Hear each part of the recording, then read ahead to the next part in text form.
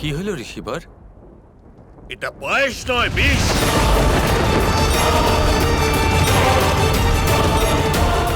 আচ্ছা, তোমরা সবাই মিলে তোমার মৃত্যুর ষড়যন্ত্র করছো। কি?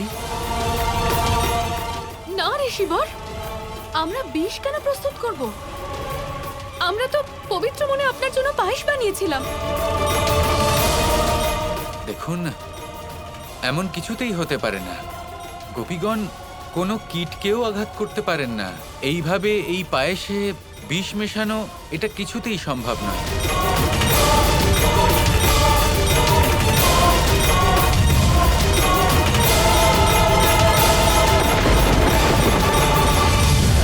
তবে এই ক্ষতিকর বিষের অংশ পায়েসে এলো কি করে?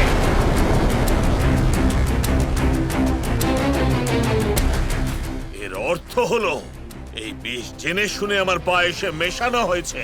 গুরুবর, আমি এটা মানতেই পারবো না যে গোপীগণ এমন কাজ করতে পারেন। আমাকে ক্ষমা করবেন, কিন্তু এটা সত্য হতে পারে না। গোপীদের মনে কিছু থাকলে তা হলো প্রেম। এই কথা আমি খুব ভালো করে জানি। এই বিষ মেশানো ওনাদের পক্ষে অসম্ভব ব্যাপার। এটা হতেই পারে না। ব্যাস কৃষ্ণ, অনেক হয়েছে। এবার এই গোপীদের দণ্ড পেতেই হবে। না ঋষিবর,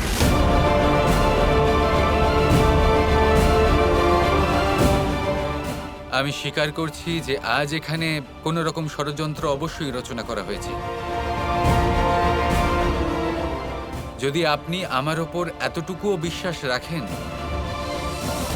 তাহলে আমার কথা শুনুন। এই কাজ অবশ্যই অন্য কেউ করেছে। গোপীগণ এরকম অপরাধ কখনোই করতে পারেন না। হ্যাঁ ঋষিবর, একবার দেখুন ওনাদের দিকে। গোপীগণ খুবই নিরীহ। ওনারা এরকম করার কথা ভাবতেও পারেন না।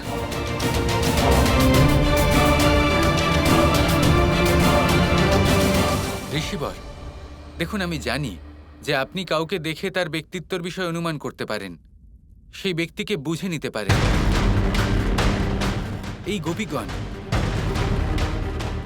অভিশাপ বা শাস্তির যোগ্য নন, শুধুই করুণার পাত্র। দয়া করে আমার কথা বোঝার চেষ্টা করুন ঋষিবর। উনাদের শাস্তি দেবেন না।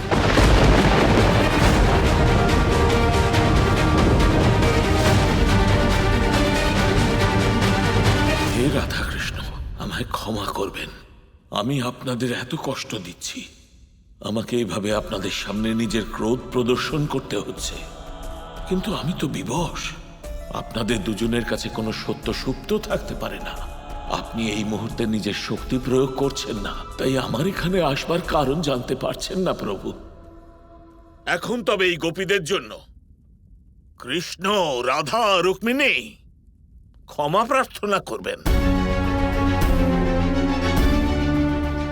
এটি ত্রুটি না ষড়যন্ত্র, এই সিদ্ধান্ত তখন নেব যখন কৃষ্ণ এবং রুক্মিণী স্বয়ং আমার জন্য পায়েস বানাবে,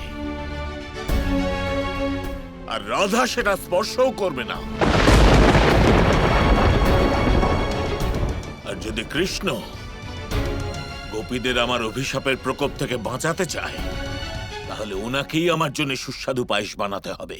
নয়তো এই গোপীগণ, রাধা, কৃষ্ণ, রুক্মিণী সমগ্র দ্বারকা ভস্য হবে আমার ক্রোধাগ্নিতে।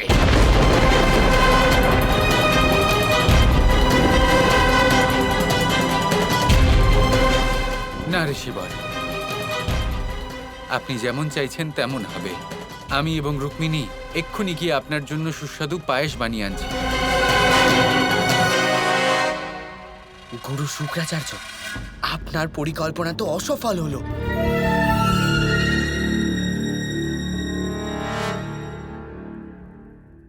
হে ত্রিলোকের স্বামী, আজ আমায় আপনাকে পায়েস বানানোর আদেশ দিতে হলো। এটা না গোপীদের অপরাধ, আর না আপনার। এ হলো বিধির বিধান প্রভু, যা আমি চাইলেও এড়াতে পারবো না।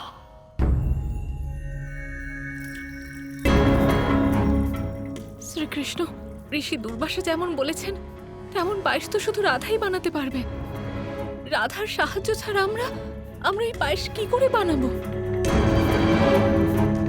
রুক্মিণী, রাধা আমাদের সাথে পায়েস বানাতে পারবে না, কিন্তু রাধা পথপ্রদর্শন তো অবশ্যই করতে পারে। চাল।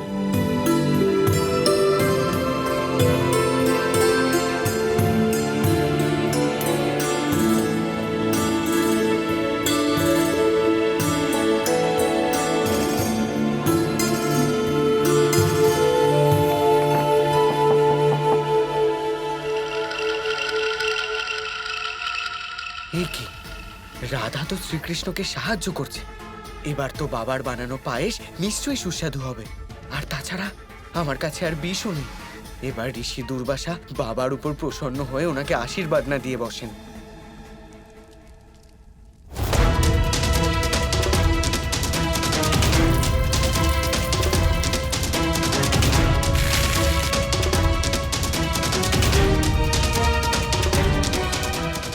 আর্য শাম্ব, এটা আপনি কি করছেন? আপনার খিদে পেয়ে থাকলে আমাকে বলতে পারতেন, আমি খাবার বানিয়ে দিতাম। আপনি কেন কষ্ট করছেন?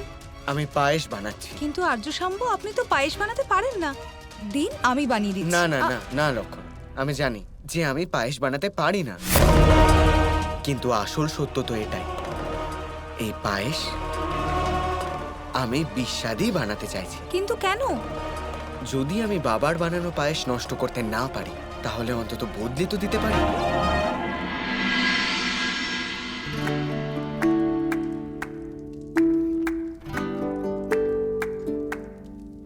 শ্রীকৃষ্ণ, পায়েস থেকে বেশ সুগন্ধ বেরোচ্ছে।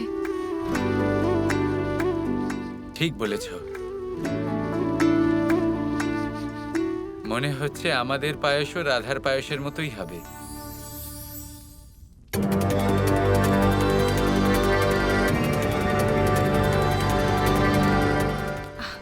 আর্য শাম্ব, এই পায়েস অত্যন্ত বিস্বাদ হয়েছে। আর যদি ঋষি দুর্বাসা জানতে পারেন যে এটা আপনি বানিয়েছেন, তাহলে উনি অত্যন্ত রুষ্ট হবেন। না লক্ষণ, ঋষি দুর্বাসা আমার উপর ক্রুদ্ধ হবেন না, কারণ এই পায়েস আমি না, বরং স্বয়ং বাসুদেব শ্রীকৃষ্ণ ওনাকে নিবেদন করবেন।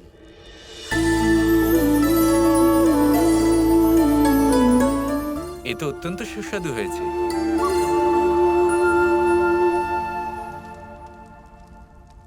রুক্মিণী, তুমি এক কাজ করো, তুমি পায়েস নিয়ে ভোজন কক্ষে পৌঁছো, আমি এক্ষুনি আসছি। আচ্ছা।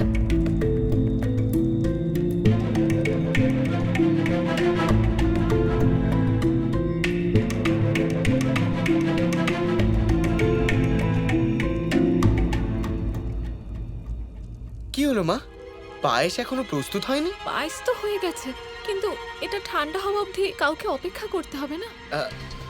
অন্য কেউ কেন, আমি আছি তো। আপনি গিয়ে ঋষি দুর্বাসাকে সংবাদটা দিয়ে দিন যে আপনাদের পায়েস তৈরি। যে মুহূর্তে এটা ঠান্ডা হয়ে যাবে, আমি পায়েস ওনার সামনে প্রস্তুত করব। আচ্ছা, ঠিক আছে।